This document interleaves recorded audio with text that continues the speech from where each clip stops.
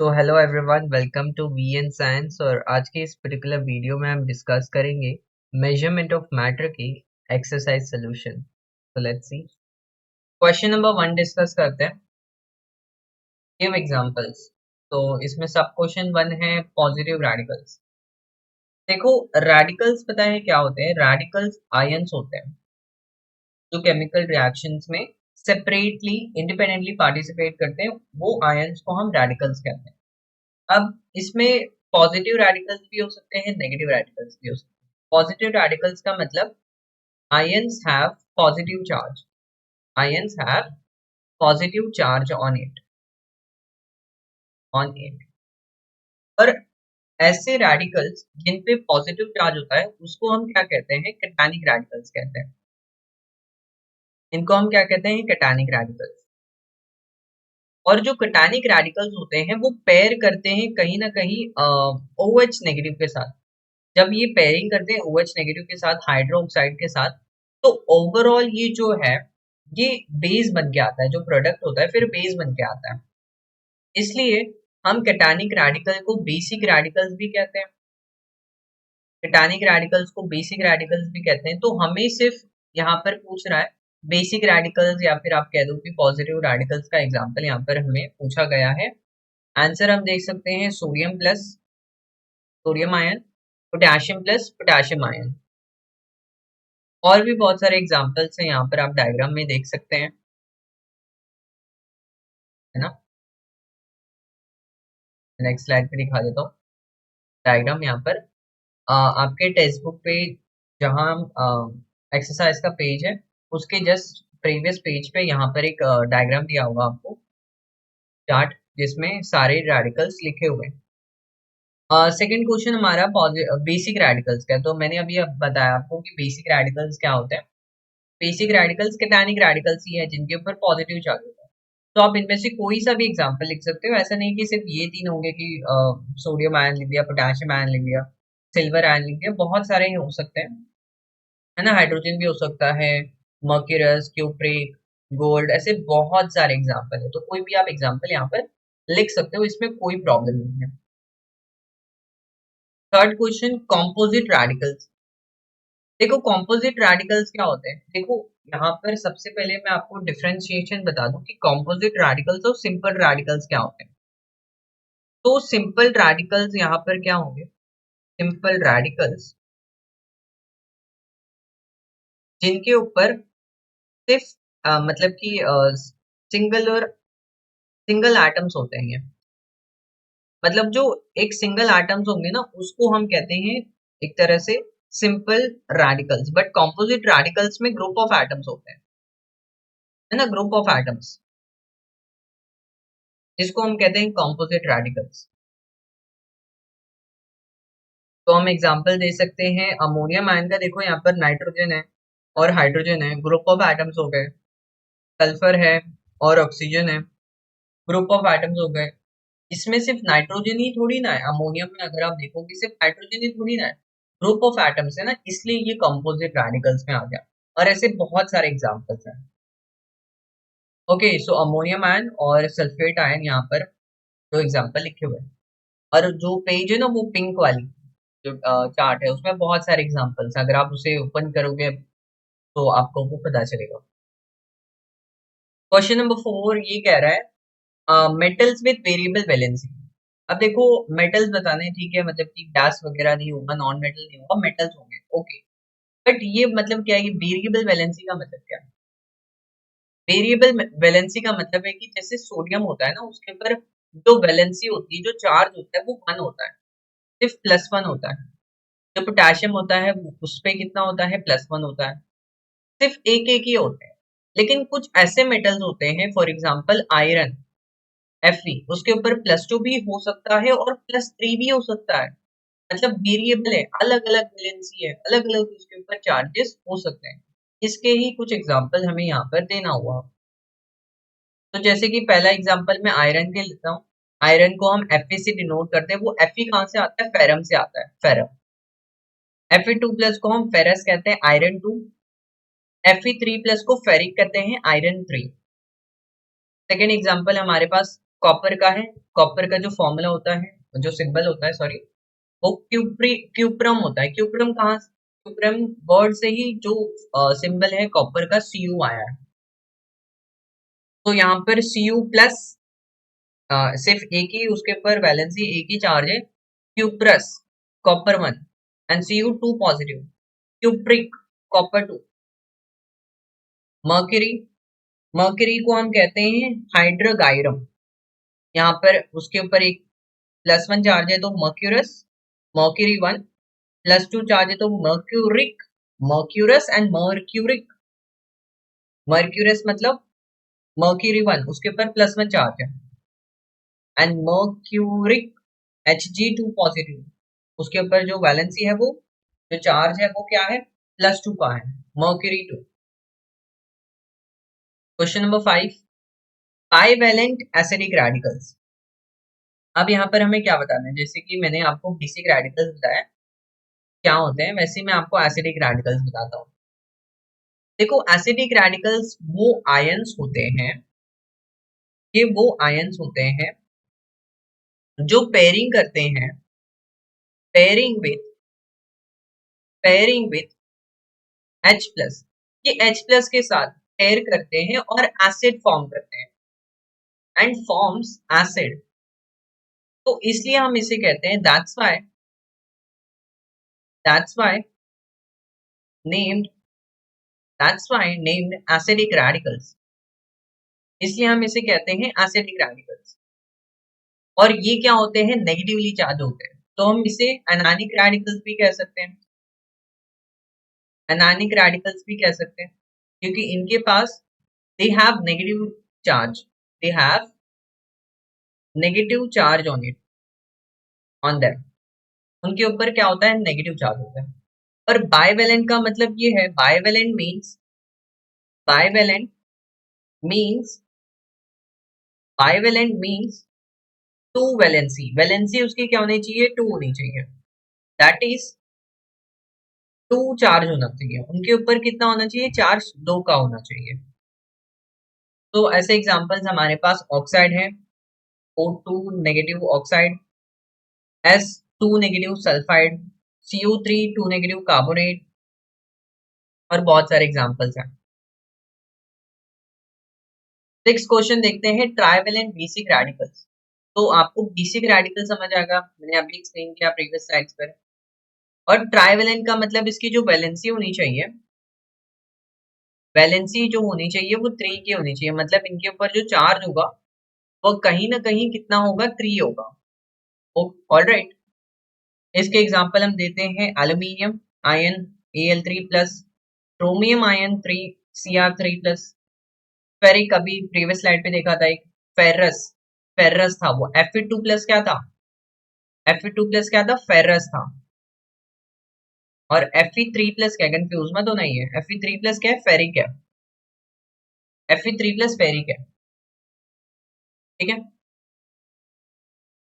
Question number 2 discuss करते हैं, write symbols of the following elements and the radicals obtained from them and indicate charge on radicals।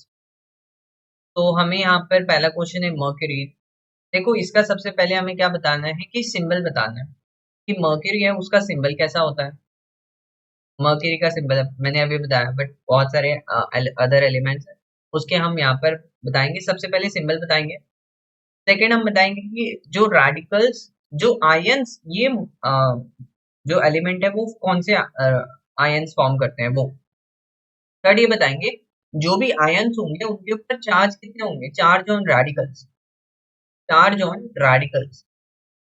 तो ये 3 main चीजें हमें discuss करनी है मर्क्यूरी के बारे में और अदर एलिमेंट्स के बारे में जो भी है। तो मैंने यहाँ पर एक टेबल ड्रॉ किया है, मैंने यहाँ पर लिख दिया है सिंबल, रेडिकल्स जो उनसे मिलते हैं, ऑब्टेन होते हैं, और चार्ज ऑन रेडिकल्स। तो मर्क्यूरी को हम हाइड्रोगायरम कहते हैं, और तो उसका फॉर्मूला होता है, वो होता है Hg, radicals Hg plus, mercurous कहते हैं इसे, है ना, प्रीवियस स्लाइड में बताया। और इस पे जो चार्ज है वो +1 का है, मर्क्यूरिक Hg2+, इस पे जो चार्ज है वो कितना है, +2।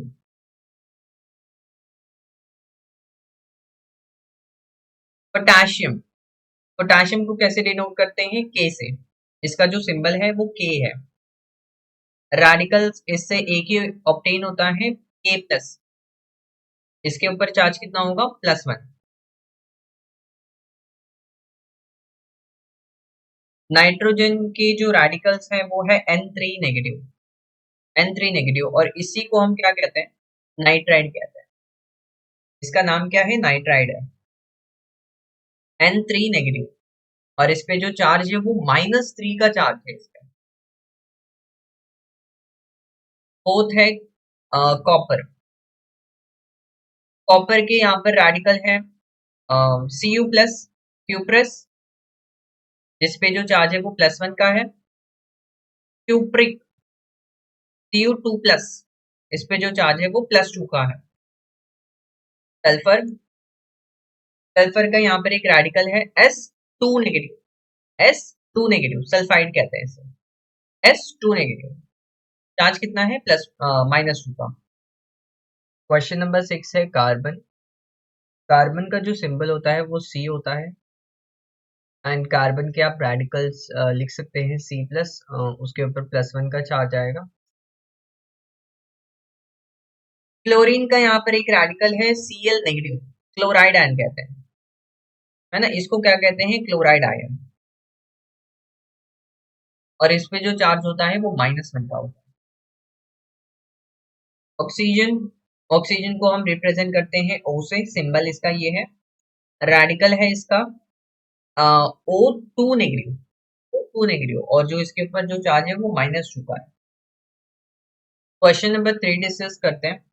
Right the steps in reducing the chemical फॉर्मूले ऑफ द फॉलोइंग कंपाउंड्स। तो हमें कोई कंपाउंड दिया होगा, उसका नाम दिया होगा, ऑब्वियसली उसका केमिकल फॉर्मूले हमें यहाँ पर निकालना है स्टेप्स के थ्रू। यहाँ पर सबसे पहला क्वेश्चन है सोडियम सल्फेट। अब सोडियम सल्फेट लिखा हुआ है, वर्डिंग्स में लिखा हुआ है, हमें सिंबल में उसका केमिकल फॉर्मूला बताना है। सबसे पहला स्टेप होगा writing the symbols of radical. तो सोडियम का सिंबल लिखेंगे और सल्फेट का सिंबल लिखेंगे। सोडियम का जो सिंबल है वो Na है, सल्फेट का जो सिंबल है वो क्या है? SO4। सेकेंड पॉइंट ये है, सेकेंड स्टेप ये, writing the valency below the respective radical. अब ये रेस्पेक्टिव रेडिकल के नीचे हम यहाँ पर इसकी वैलेंसी लिखेंगे, मतलब इसके ऊपर जो चार्ज होता है वो कितना होता है? 1, और 2 नेगेटिव होता है ना इस पे, तो इसकी वैलेंसी कितनी हो गई? 2। तो वही उसके नीचे वैलेंसी लिखेंगे, writing the valency below the respective radical. Third step क्या है? Cross multiplying as shown by the arrows the number of radicals. तो यहाँ पर हम क्रॉस मल्टीप्लिकेशन करेंगे इसकी, तो ये जो 2 है वो यहाँ पर आ जाएगा, और ये जो 1 है वो यहाँ पर आ जाएगा। फोर्थ स्टेप ये है writing down the chemical formula of the compound Na2SO4। ठीक है, ये चारों स्टेप्स आपको लिखना है और फिर ऐसे मल्टीप्लिकेशन करके आपको दिखाना है। एंड देन लास्ट में chemical formula of the compound is Na2SO4। Same question second वाला है पोटेशियम नाइट्रेट। तो यहाँ पर पोटेशियम कैसा दिखता है? मतलब उसका सिंबल क्या है? के है। नाइट्रेट का जो सिंबल है वो NO3 है। अब उसके नीचे उसकी वैलेंसी लिखेंगे।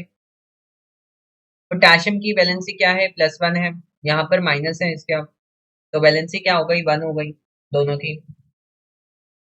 जब हम क्रॉस मल्टीप्लिकेशन मल्टीप्लिकेशन करेंगे, यहाँ पर 1 यहाँ पर 1, तो KNO3 आता है। जो केमिकल फॉर्मूला है कंपाउंड का वो KNO3 आता है। थर्ड क्वेश्चन देखते हैं, ferric sulphate.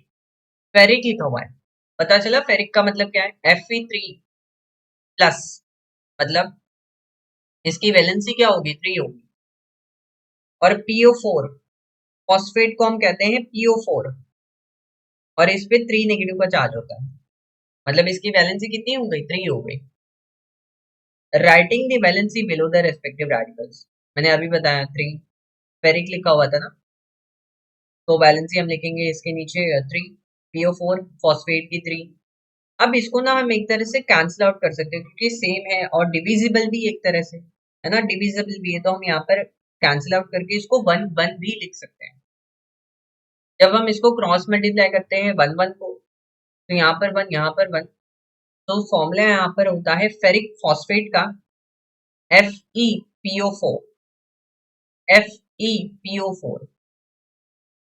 Calcium oxide symbol लिखेंगे, कैल्शियम का जो सिंबल है वो Ca है।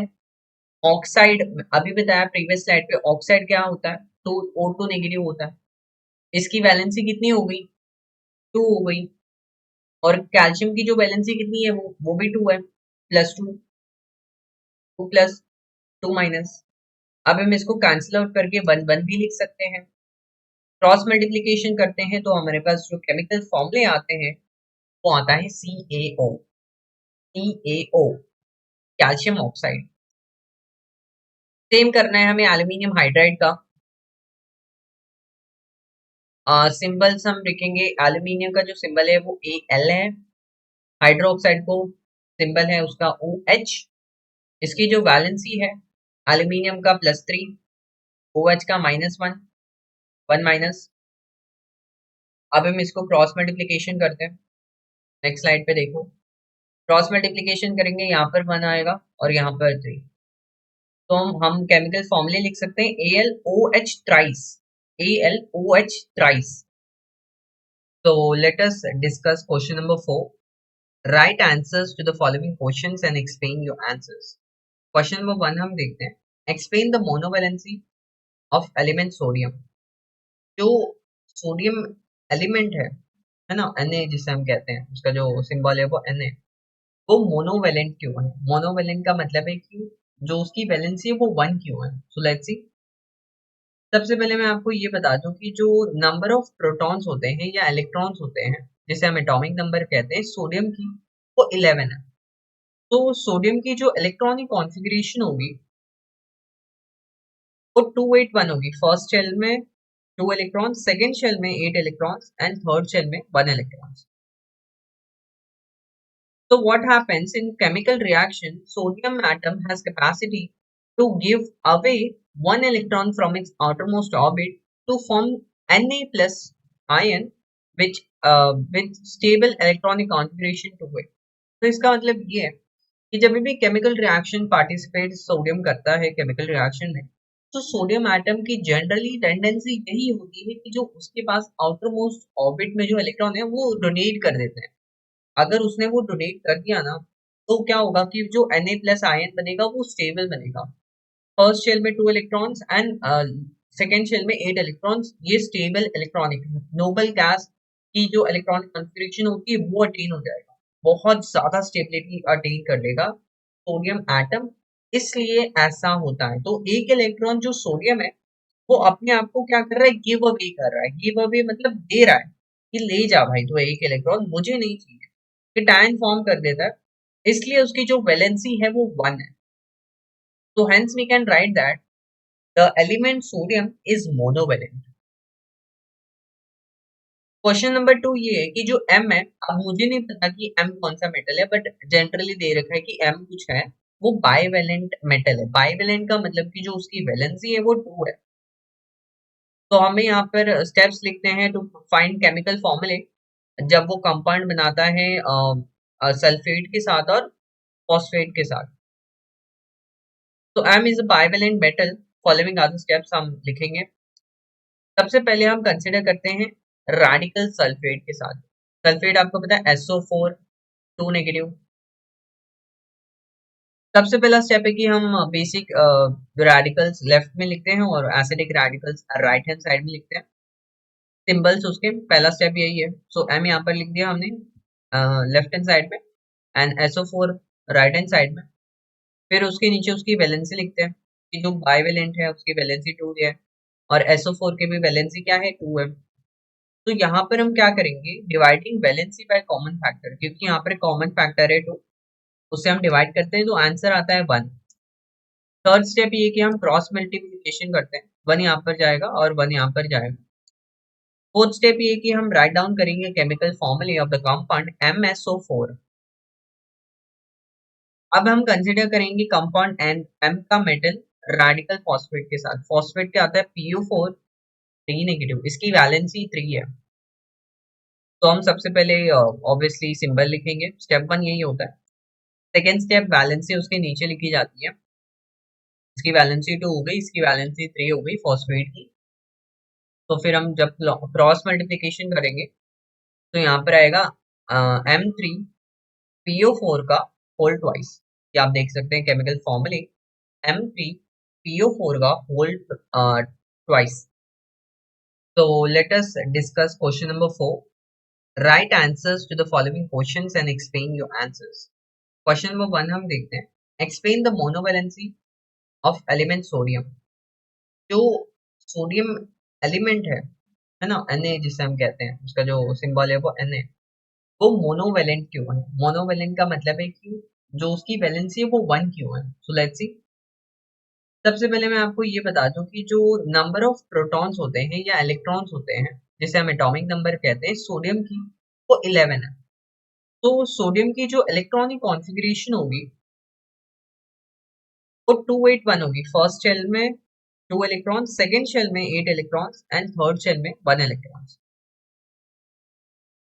So what happens in chemical reaction? Sodium atom has capacity to give away one electron from its outermost orbit to form Na plus ion, which with stable electronic configuration to it. तो इसका मतलब ये है कि जब भी chemical reaction participate sodium करता है केमिकल रिएक्शन में, तो सोडियम एटम की जनरली टेंडेंसी यही होती है कि जो उसके पास आउटर मोस्ट ऑर्बिट में जो इलेक्ट्रॉन है वो डोनेट कर देते हैं। अगर उसने वो डोनेट कर दिया ना, तो क्या होगा कि जो Na प्लस आयन बनेगा वो स्टेबल बनेगा। फर्स्ट शेल में 2 इलेक्ट्रॉन्स एंड सेकेंड शेल में 8 इलेक्ट्रॉन्स, ये स्टेबल इलेक्ट्रॉनिक नोबल गैस की जो इलेक्ट्रॉनिक कॉन्फ़िगरेशन होती है वो अटेन हो जाएगा, बहुत ज्यादा स्टेबिलिटी अटेन कर लेगा सोडियम एटम।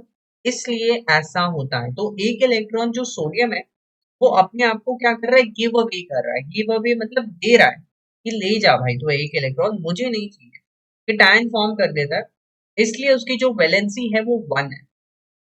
तो hence we can write that the element sodium is monovalent. Question number 2 ये है कि जो M है, अब मुझे नहीं पता कि M कौन सा मेटल है, बट जनरली दे रखा है कि M कुछ है, वो बाइवेलेंट मेटल है। बाइवेलेंट का मतलब कि जो उसकी वैलेंसी है वो 2 है। तो हमें यहाँ पर स्टेप्स लिखते हैं टू फाइंड केमिकल फॉर्मूले जब वो कंपाउंड बनाता है सल्फेट के साथ और फॉस्फेट के साथ। तो M is a bivalent metal, following are the steps हम लिखेंगे। सबसे पहले हम कंसिडर करते हैं रेडिकल सल्फेट के साथ। सल्फेट आपको पता है SO4 2 नेगेटिव। सबसे पहला स्टेप है कि हम बेसिक रेडिकल्स लेफ्ट में लिखते हैं और acidic radicals right hand side में लिखते हैं। सिंबल्स उसके पहला स्टेप यही है। सो M यहाँ पर लिख दिया हमने लेफ्ट हैंड साइड में and SO4 right hand side में। फिर उसके नीचे उसकी वैलेंसी लिखते हैं कि जो बाइवेलेंट है उसकी वैलेंसी 2 है और SO4 की भी वैलेंसी क्या है? 2 है। तो यहाँ पर हम क्या करेंगे? Dividing valency by common factor, क्योंकि यहाँ पर कॉमन फैक्टर है 2, उससे हम डिवाइड करते हैं तो आंसर आता है 1। थर्ड स्टेप ये कि हम क्रॉस मल्टीप्लिकेशन करते हैं, 1 यहाँ पर जाएगा और 1 यहाँ पर जाएगा। फोर्थ स्टेप ये कि हम राइट डाउन करेंगे केमिकल फॉर्मूले ऑफ द कंपाउंड MSO4। अब हम कंसिडर करेंगे कंपाउंड एंड M का मेटल रेडिकल फॉस्फेट के साथ। फॉस्फेट क्या आता है? PO4 3 नेगेटिव, इसकी वैलेंसी 3 है। तो हम सबसे पहले ऑब्वियसली सिंबल लिखेंगे, स्टेप 1 यही होता है। सेकेंड स्टेप वैलेंसी उसके नीचे लिखी जाती है। इसकी वैलेंसी 2 हो गई, इसकी वैलेंसी 3 हो गई फॉस्फेट की। तो फिर हम जब क्रॉस मल्टीप्लिकेशन करेंगे तो यहाँ पर आएगा M3PO4 का होल ट्वाइस। ये आप देख सकते हैं केमिकल फॉर्मूले, M3PO4 का होल ट्वाइस। क्वेश्चन नंबर 3 देखते हैं। Explain the need for a reference atom for atomic mass. Give some information about two reference atom. देखो यहाँ पर हमें क्या करना है कि जो रेफरेंस एटम है वो किसे कंसीडर किया, और जो दो रेफरेंस एटम है हाइड्रोजन और कार्बन, उसके बारे में हम डिस्कस करना है। सबसे पहले ये समझते हैं कि जो एटॉमिक मास होता है वो क्या होता है। Atomic mass mass of an atom is concentrated in its nucleus due to protons and neutrons in it. तो एक एटम का जो मास होता है वो न्यूक्लियस में कॉन्सेंट्रेटेड होता है, और न्यूक्लियस में आपको पता है प्रोटॉन्स और न्यूट्रॉन्स होते हैं, उसके वजह से ही एटम का ओवरऑल मास आता है। एटम बहुत ज्यादा टाइनी है, very very tiny. It was not possible to measure atomic mass accurately. एक एटम का एक्यूरेट मास मेजर करना नेक्स्ट टू इम्पॉसिबल है, क्योंकि वो एटम ही इतना छोटा है, बिल्कुल मतलब आप इमेजिन भी नहीं कर सकते कितना वो स्मॉल है। फिर वहां पर एक्यूरेट मास मेजर करना इज नेक्स्ट टू इम्पॉसिबल। तो यहाँ पर हम क्या करते हैं कि रिलेटिव मास का कंसेप्ट लाते हैं कि हम कंपेयर कर लेंगे रिलेटिव इस एटम से कि इस एटम का इतना इससे ज्यादा है, फिर कुछ एक रिलेटिव वैल्यू आती है। तो रिलेटिव के लिए जो रेफरेंस एटम थे उसे किसको कंसीडर किया था? पहले तो हाइड्रोजन को कंसीडर किया था कि हाइड्रोजन बहुत लाइटेस्ट एलिमेंट है, एटम है, इससे ज्यादा हल्का कोई एटम है ही नहीं। और हाइड्रोजन एटम में सिर्फ एक ही प्रोटॉन है, उसके न्यूक्लियस में न्यूट्रॉन भी नहीं है ना, सिर्फ एक ही प्रोटॉन है, उसके वजह से एक ही कुछ मास आता है, उसका रिलेटिव मास 1 है। तो जब हम इस स्केल को कंसीडर करते हैं, जो रिलेटिव है वो रेफरेंस एटम इस हाइड्रोजन को कंसीडर करते हैं, तो जो रिलेटिव एटॉमिक मास है मेनी एलिमेंट्स के वो फ्रैक्शनल में आते हैं। फ्रैक्शनल में मतलब पॉइंट में आने लगते हैं, है ना, पॉइंट में चले जाते हैं।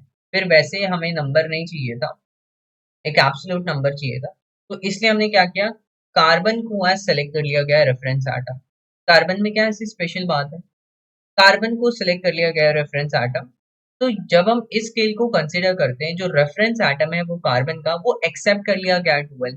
तो रिलेटिव सो हम कह सकते हैं कि जो रिलेटिव मास है, रिलेटिव मास है कार्बन एटम का of a carbon atom is equal to 12। और हम कहते हैं कि यहाँ पर fourth point, the relative atomic mass of one hydrogen atom is compare to the carbon atom is equal to 1/12। 12 से यहाँ पर 12 कैंसिल हो जाएगा, और हम कहेंगे जो रिलेटिव एटॉमिक मास है हाइड्रोजन एटम का वो 1 है। क्यों? क्योंकि जो हाइड्रोजन एटम है, hydrogen atom hydrogen atom is 12 times 12 times lighter lighter than lighter than carbon atom.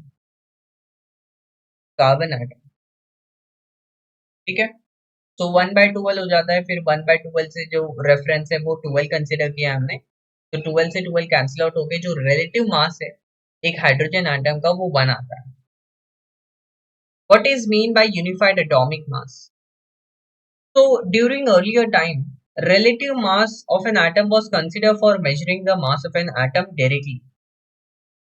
But since the founding of unified mass, relative mass is not acceptable henceforth. अब यहाँ पर ना relative mass की बात नहीं करते, हम एक यूनिफाइड मास, एक यूनिट बना दी है एटॉमिक मास की, जिसे हम डाल्टन कहते हैं, और 1 डाल्टन की हमने वैल्यू यहाँ पर डिफाइन करी हुई है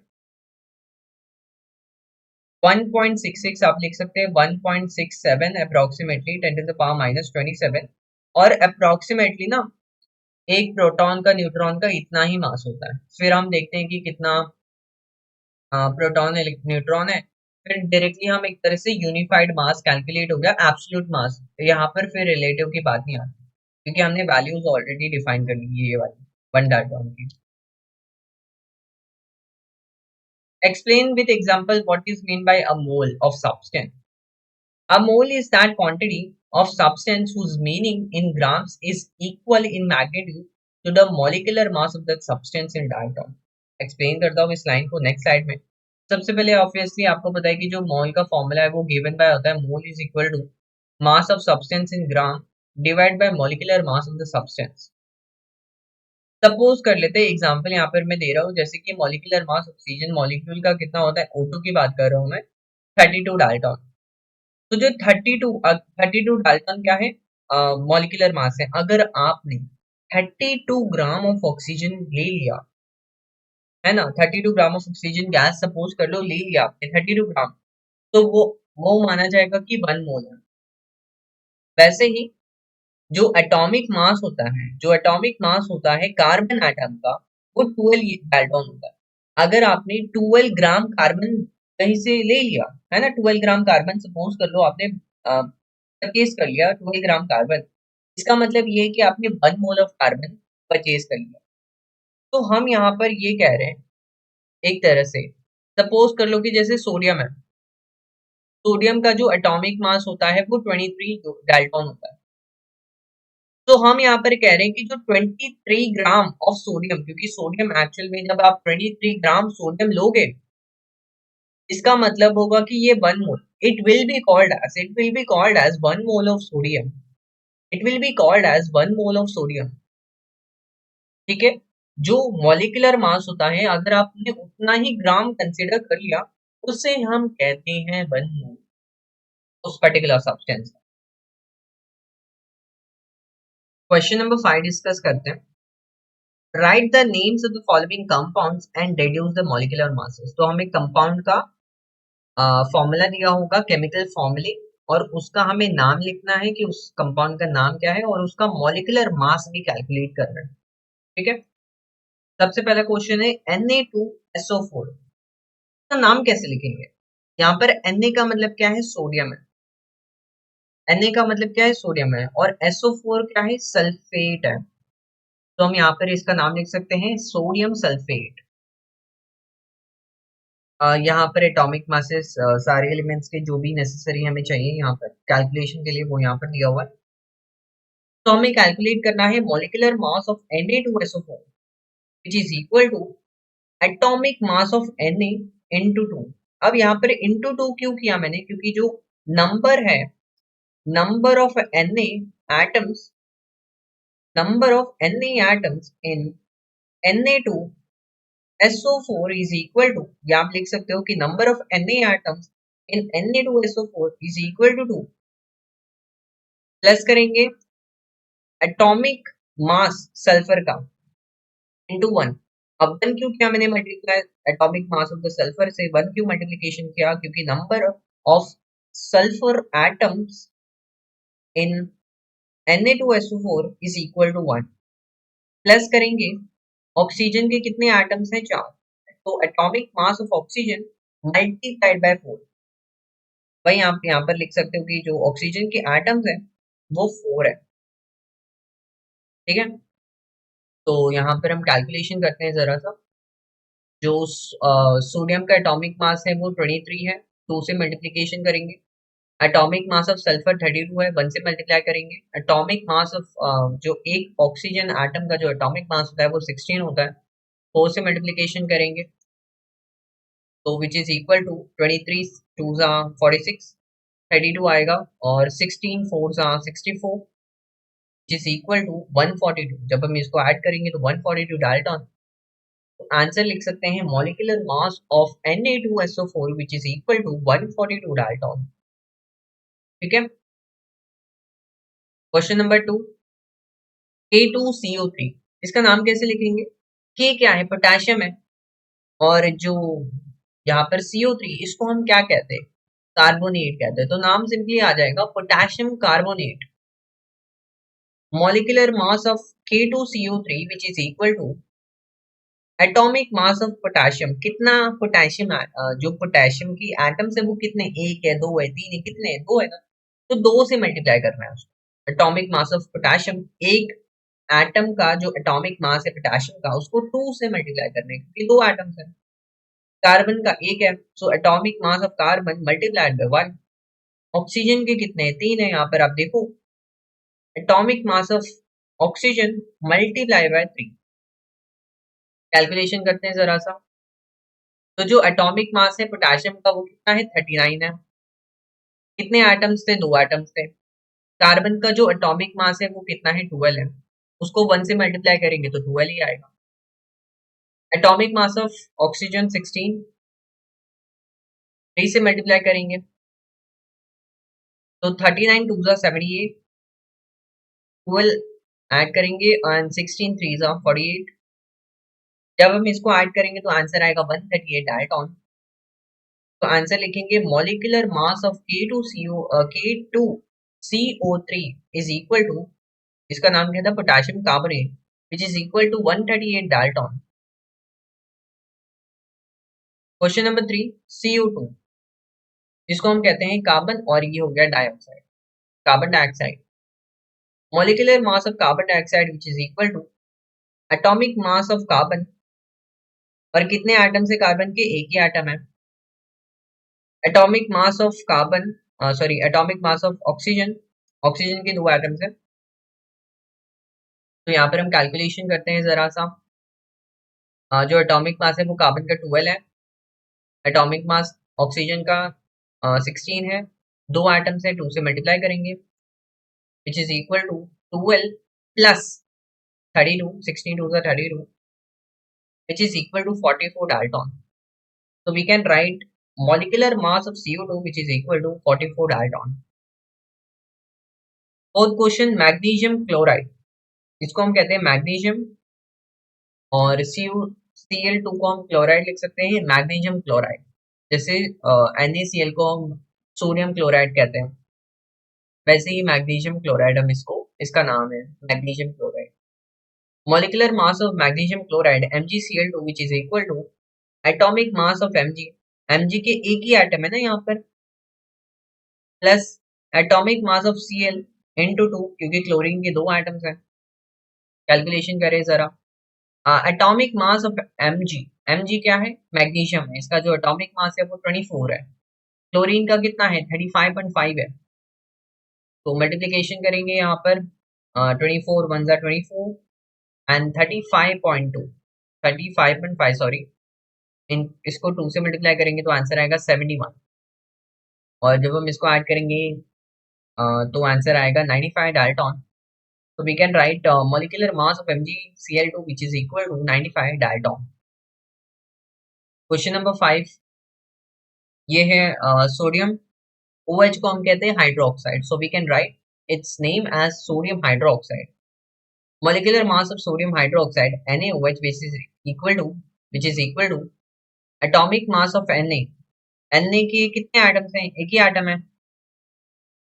ऑक्सीजन का कितना एटम है, एक एटम है। हाइड्रोजन का कितना एटम है, एक एटम है।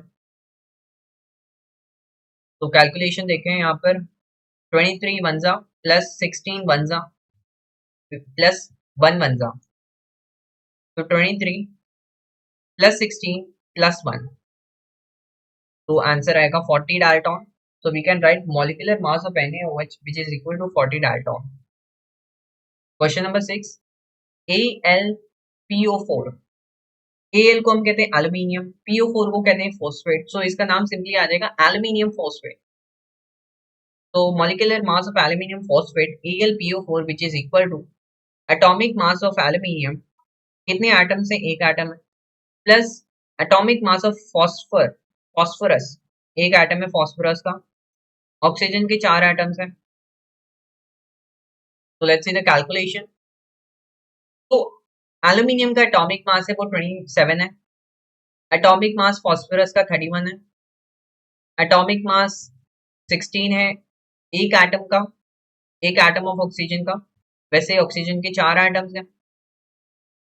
तो 27 plus 31, 16 4 64, which is equal to 122 Dalton.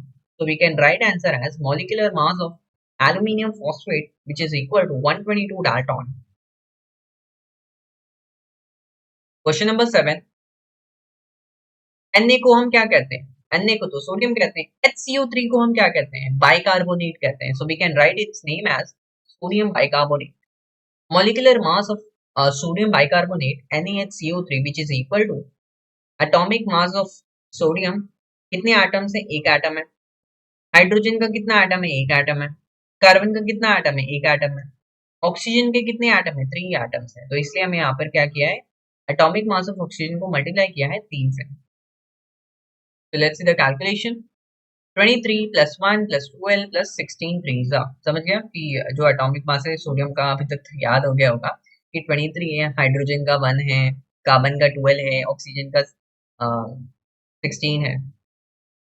तो 23 plus 1 plus 12 plus 48 which is equal to 84 Dalton.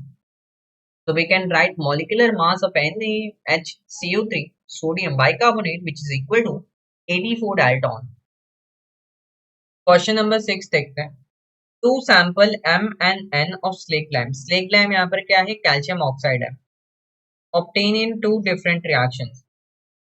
तो सबसे पहले यहाँ पर हम सैंपल की बात करते हैं M की, जिसका जो ओवरऑल मास है वो 7 ग्राम है.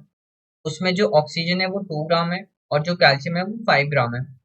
और सैंपल N में जो ओवरऑल उसका जो मास है वो 1.4 ग्राम है, जिसमें ऑक्सीजन 0.4 ग्राम है और कैल्शियम 1 ग्राम है. तो क्वेश्चन यहाँ पर ये है दो सैंपल को देख करके कि कौन सा लॉ ऑफ केमिकल कॉम्बिनेशन ये एक्सप्लेन करता है, प्रूव करता है, इसे एक्सप्लेन करता है. सबसे पहले जो कैल्शियम ऑक्साइड उसका जो फॉर्मूला है उसमें अगर आप देखोगे, कैल्शियम का जो एटॉमिक मास है वो 40 है और atomic mass of oxygen is 16. तो 40:16 का जो रेशियो है वो 5:2 आता है ना. 8, अगर आप 8 को कॉमन फैक्टर कंसिडर करोगे तो 8 2 एंड 8 5 जाता है ये, एंड 5:2 रेशियो आता है. सैंपल एम में जो मास है वो टोटल 7 ग्राम था, कैल्शियम का मास 5 ग्राम है और ऑक्सीजन का 2 ग्राम है. अगर हम इस हिसाब से देखें तो 7 ग्राम कैल्शियम ऑक्साइड में 5 ग्राम कैल्शियम है और 2 ग्राम ऑक्सीजन है. तो जो प्रपोर्शन बाय वेट है वो 5:2 यहाँ पर भी आ रहा है ना. और अगर हम सैंपल एन को कंसिडर करें, कैल्शियम उसमें कितना है? 1.4 है और ऑक्सीजन 0.4 है. तो अगर हम ये कंसिडर करें कि मैं आपको कैलकुलेशन दिखा दूं कि 1/0.4 which is equal to 1/4/10 which is equal to 1/4 ऊपर जाएगा 10, 5:2 रेशियो आता है. जहां पर भी 5:2 बाय वेट जो प्रपोर्शन है वो 5:2 है, क्योंकि 1 ग्राम क्या है यहाँ पर? कैल्शियम है और 0.4 ग्राम ऑक्सीजन है. तो यहाँ पर क्या प्रूव हो रहा है कि in both the sample M and N of calcium oxide जो प्रपोर्शन बाय वेट है वो कांस्टेंट, कॉन्स्टिट्यूएंट एलिमेंट का वो कांस्टेंट है. इसका मतलब ये है कि जो प्रपोर्शन बाय वेट है कैल्शियम का और ऑक्सीजन का डिफरेंट सैंपल्स में, क्योंकि M सैंपल था और N सैंपल दोनों डिफरेंट सैंपल थे, बट जो कैल्शियम और ऑक्सीजन का जो प्रपोर्शन बाय वेट है वो कांस्टेंट आया दोनों में, जो कि 5:2 है. तो ये प्रूव करता है लॉ ऑफ कांस्टेंट प्रपोर्शन. इसका मतलब ये है the proportion by weight by of the constant element in various sample of a compound is fixed. आप एक पर्टिकुलर कंपाउंड, जैसे कि यहाँ पर एक पर्टिकुलर कंपाउंड CaO था, वो हम कंसिडर कर रहे थे. आप कोई भी सैंपल ले लो X Y Z, उन तीनों सैंपल्स में क्या होगा? उन तीनों सैंपल्स में क्या होगा? जो प्रपोर्शन बाय वेट आएगा, जो प्रपोर्शन बाय वेट आएगा कांस्टेंट एलिमेंट से, कैल्शियम और ऑक्सीजन का जो ये कांस्टेंट एलिमेंट है, इनका जो वेट बाय वेट रेशियो आता है वो 5:2 ये सब में रहेगा. ये एक्स में भी होगा, वाई में भी होगा, जेड होगा. कोई भी सैंपल ले लो उस पर्टिकुलर कंपाउंड का, तो जो ये रेशियो होती है ये फिक्स होती है, इसे हम कहते हैं कांस्टेंट होती है, इसे हम कहते हैं law of constant proportion. Question number 7 discuss करते हैं. Deduce the number of molecules of the following compounds in the given quantity. तो ये न्यूमेरिकल टाइप क्वेश्चन है यहाँ पर, क्वेश्चन नंबर 7 और क्वेश्चन नंबर 8. Let's see. यहाँ पर सबसे पहले हमें दिया हुआ है कि 32 ग्राम ऑफ ऑक्सीजन है. तो 32 ग्राम ऑफ ऑक्सीजन में कितने ऑक्सीजन के मॉलिक्यूल्स है, हमें ये कैलकुलेट करना है. सो गिवन डेटा हमारे पास ये है कि जो मास ऑफ ऑक्सीजन है O2 which is equal to 32 gram. हमें फाइंड आउट करना है number of molecules in 32 gram of oxygen. So 32 gram of oxygen में कितने मॉलिक्यूल्स होंगे. सॉल्यूशन. सबसे पहले हम इसका मॉलिक्यूलर मास कैलकुलेट करते हैं. एटॉमिक मास ऑक्सीजन का 16 है, तो ऑक्सीजन के दो मॉलिक्यूल्स है, सो 16 2 से हम मल्टीप्लाई करेंगे तो 32 आता है. Molecular mass of O2 which is equal to 32. अब मोल्स कैलकुलेट करेंगे. Number of moles of O2 which is equal to mass of O2 in grams divide by molecular mass of O2 which is equal to 32/32, क्योंकि 32 gram दिया हुआ है question में given data, और molecular mass भी 32 है। सो जब हम इसको कैंसिल आउट करेंगे तो ये आ जाएगा 1। इसका मतलब क्या है कि सिर्फ एक मोल है, जो नंबर ऑफ मोल्स है O2 के वो सिर्फ एक है। So we can write number of molecules of O2 which is equal to 1। number of moles है जो यहाँ पर एवोगाड्रो नंबर है 6.022 into 10 की power 23। So we can write 6.022 into 10 to the power 23 molecules है।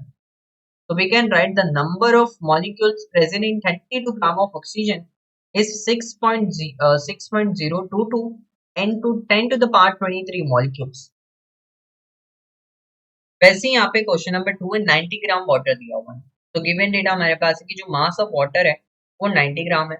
फाइंड आउट करना है कि जो नंबर ऑफ मॉलिक्यूल्स है 90 ग्राम ऑफ वाटर में वो कितने हैं। सॉल्यूशन, सबसे पहले मॉलिक्यूलर मास हम निकालेंगे H2O का। अभी हमने इतने सारे क्वेश्चन किए तो आपको पता चल गया होगा कि हमें यहाँ पर क्या करना है। एटॉमिक मास ऑफ हाइड्रोजन 2 से मल्टीप्लाई करने, क्योंकि हाइड्रोजन के 2 एटम्स हैं, plus atomic mass of oxygen, एक ही एटम है ऑक्सीजन का, which is equal to atomic mass है हाइड्रोजन का 1, 2 एटम से 2 से मल्टीप्लाई करेंगे, एंड ऑक्सीजन का 16 एटॉमिक मास 1 से मल्टीप्लाई करेंगे तो 16 1 से 16 which is equal to 2 plus 16 which is equal to 18। so we can write therefore molecular mass water H2O का 18 आ गया, क्योंकि हमें मोल कैलकुलेट करना है, इसके लिए molecular mass ऑब्वियसली लगेगा। तो जब हम कैलकुलेट करते हैं number of moles of H2O n which is equal to mass of H2O in grams, कितना दिया हुआ है हमें 90 ग्राम। मॉलिक्यूलर मास हमने अभी कैलकुलेट किया 18। जब हम इसको कैंसिल आउट करते हैं 18 फाइजा होता है 90, तो 5 मोल्स हैं H2O के, 5 मोल्स हैं। तो we can write number of molecules of O2 sorry H2O which is equal to 5 into Avogadro number 6.022 into 10 to the power 23। तो जब हम इसको कैलकुलेट करते हैं आता है ये 30.11 10 to the power 23 molecules। So we can write the number of molecules present in 90 gram of water is 30.11 into 10 to the power 23 molecules। Question number 3 भी वैसा है, 8.8 कार्बन डाइऑक्साइड दिया हुआ है। गिवन डेटा है mass of carbon dioxide CO2 which is equal to 8.8 ग्राम। हमें find out करना है number of molecules in 8.8 gram of carbon dioxide which is equal to question mark. Solution, सबसे पहले हम मॉलिक्यूलर मास कैलकुलेट करेंगे, और molecular मास हमने ऑलरेडी कैलकुलेट कर दिया था प्रीवियस स्लाइड पे, तो मैं आपको शो कर देता हूँ। तो जो मॉलिक्यूलर मास है वो कार्बन डाइऑक्साइड का कितना है 44 है, सॉरी,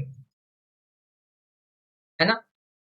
क्योंकि हमें मोल्स कैलकुलेट करने तो मॉलिक्यूलर मास की हमें जरूरत पड़ेगी। So moles of CO2 which is equal to mass of CO2 in grams, कितना ग्राम दिया हुआ है 8.8 ग्राम, डिवाइड बाय 44 जो मॉलिक्यूलर मास अभी हमने कैलकुलेट किया हुआ है, विच इज इक्वल टू 0.2। अब इसकी जो कैलकुलेशन है ना, मैं आपको ये एक्सप्लेन करता हूँ, क्योंकि काफी स्टूडेंट्स को ये कैलकुलेशन समझ नहीं आती, तो ध्यान से देखना है यहाँ पर। देखो जो 8.8 है ना, उसको मैं 88 डिवाइड बाय 10 भी लिख सकता हूँ, सिंपल है, और 44 नीचे ऑलरेडी था। अब मुझे बताओ 44 टूजा कितना होता है, 44 टूजा इज इक्वल टू 88 होता है। तो ये 44 88 को जब हम 44 से डिवाइड करते हैं तो 2 आ जाएगा। अब मुझे बताओ 2 बाई 10 कितना होगा, सिंपल है 0.2 होगा। समझ आ गया आपको ये। तो नंबर ऑफ मोल्स आपके पास कितने आ गए 0.2 मोल्स।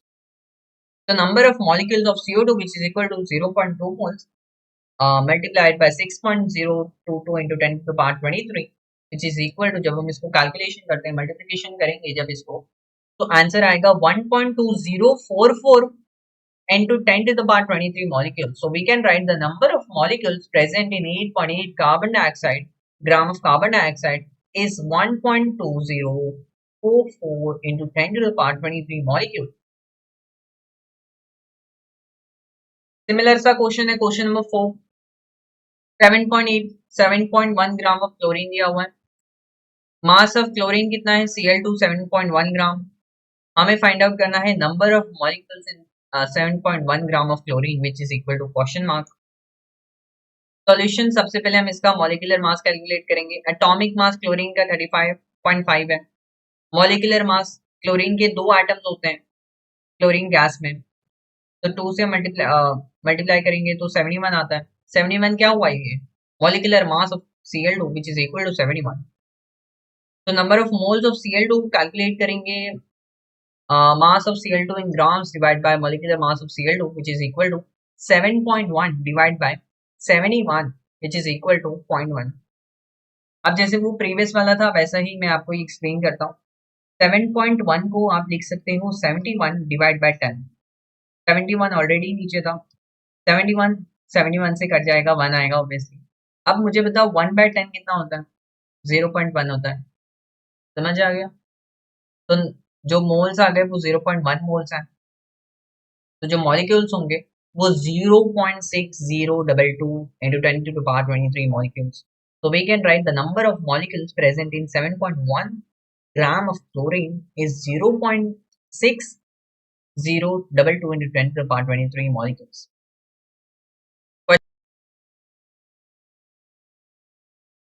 क्वेश्चन नंबर 8 देखते हैं। If 0.2 mole of the following substances are taken, how many grams of those should be taken?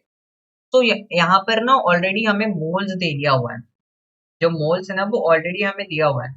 Moles का फॉर्मूला क्या था? Mass in gram divide by molecular मास।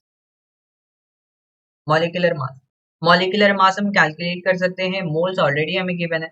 तो mass in grams which is equal to moles को हम multiply कर देंगे molecular mass से, molecular mass से। तो सबसे पहले हम यहाँ पर मॉलिक्यूलर मास कैलकुलेट करेंगे, फिर इसको मोल से मल्टीप्लाई करेंगे, और मोल सबके लिए यहाँ पर 0.2 है। तो यहाँ पर पहला सब क्वेश्चन है सोडियम क्लोराइड का। तो गिवन ये है कि number of moles of NaCl which is equal to 0.2। Find out हमें करना है mass of NaCl in grams. सबसे पहले मैंने बताया कि हम मॉलिक्यूलर मास कैलकुलेट करेंगे NaCl का, atomic mass of Na into 1 plus atomic mass of chlorine into 1 which is equal to 23 into 1 plus 35.5 into 1, क्योंकि जो एटॉमिक मास है क्लोरीन का वो 35.5 है, which is equal to 23 plus 35.5 which is equal to 58.5।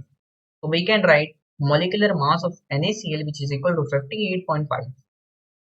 Solution: mass of NaCl in grams which is equal to number of moles multiplication by molecular mass of NaCl।